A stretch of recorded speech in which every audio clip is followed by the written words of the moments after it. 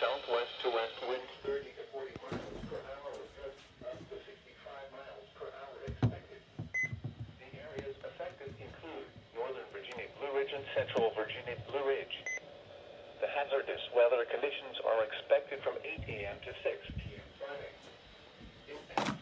Damaging winds will blow down trees and power lines. Widespread power outages are expected. Travel will be difficult, especially for high-profile vehicles. People should avoid being outside in forested areas and around trees and branches.